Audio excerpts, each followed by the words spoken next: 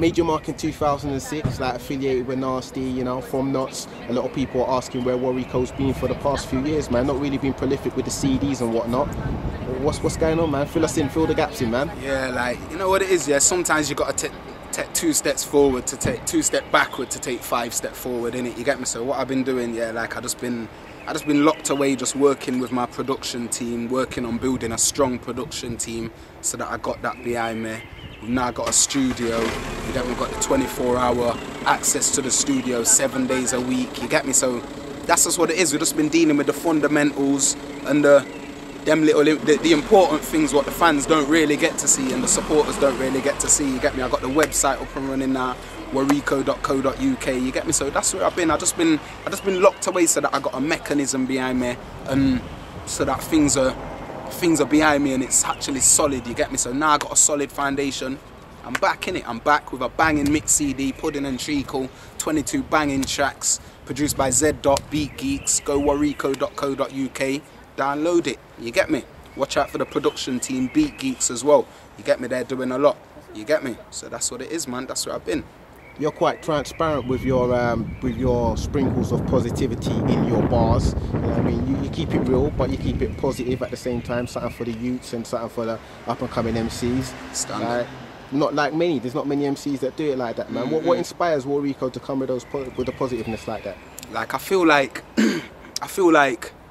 a lot of the time, yeah, you will have a youngster who looks up to me, yeah, and he trying to be like me will go through certain things what I haven't even been through myself, trying to be like me, you get me? So I just feel like, let me show him the right path, innit? Like a lot of these guys will make the youngers want to do certain things to be like them when the person the younger looks up to hasn't even done them things, you get me? So that's how I look on it, innit? Like I'm trying to keep it real to the youths, you get me? I'm trying to keep it real to me and my people, you get me? Like for me to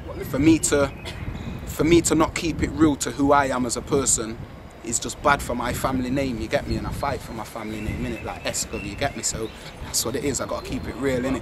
You get me? Serious. Conversation we had recently about a lot of London MCs you feel get away with a lot of loose talk in their bars, as opposed to that don't really happen up north in Knots. Like what's your opinion on like these type of MCs that are spitting stuff that's not really true to their life? Yeah, like you know what, yeah?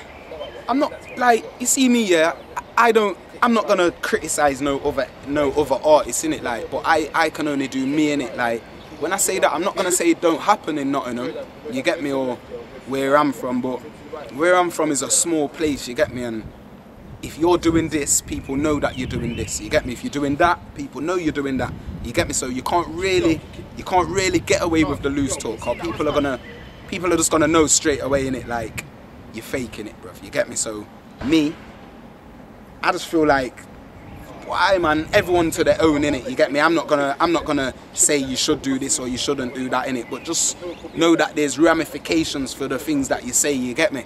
So it's just one of them things there, man. Feeling the dubstep movement? Feeling the dubstep movement? Wariko jumping on that anytime soon? Yo, the dubstep movement's hard right now. Like I'm waiting for one of these dubstep guys to reach out to me. You get me? Cause my content is suited for this dubstep thing. You get me? But I'm not a bandwagon jumper. You get me? I'm a grime kid, you get me? That's where I started this thing. I started on this grime thing, you get me? Like, so that's what it is. But anyone reach out to me and say they got a nice project, I'm on that, you get me? I'll fire up a dubstep beat, you get me? And get involved, you get me? So that's just what it is.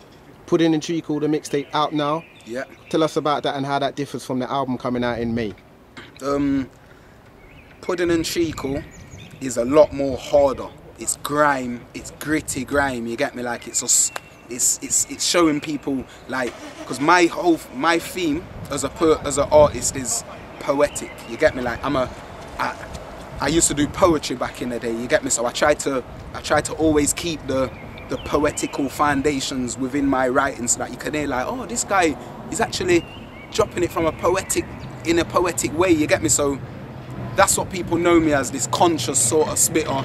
Like, I'm just letting the people know, like, I've got fire as well. And that's what Pudding Treacle is about, innit? Like, I can eat up beats, you get me? And that's why I called it Pudding Treacle, because I can yam these beats, you get me? And I'm hungry again. I just see the whole game as food now, you get me? So I'm just trying to eat, you get me? And that's what it is, you get me? Whereas Natural Born Poet is a lot more is a lot more reflective, and I'm actually trying to talk about current affairs and things what's really going on around me, you get me? So that's what it is, man. Pudding and Treacle's just for the hard grime listener, you get me? Whereas Natural Born Poet is going to be a lot more diverse, and it's going to appeal to a lot more people, you get me? Not just the grime bubble, you get me?